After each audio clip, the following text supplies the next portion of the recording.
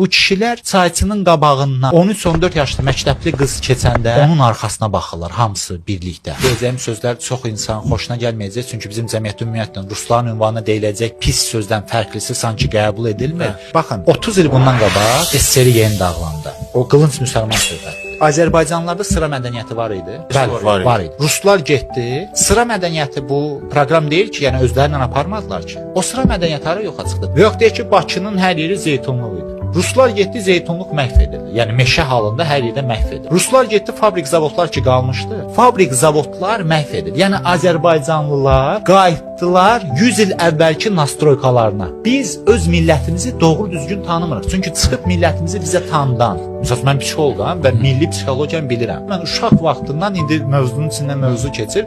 Çox diqqətli olmuşam. Psixologiya ixtisasını elə belə seçməmişəm. Rayonda misal üçün çayçıda əyləşəndə mən gördüm ki, 4-5 kişi əyləşib durmadan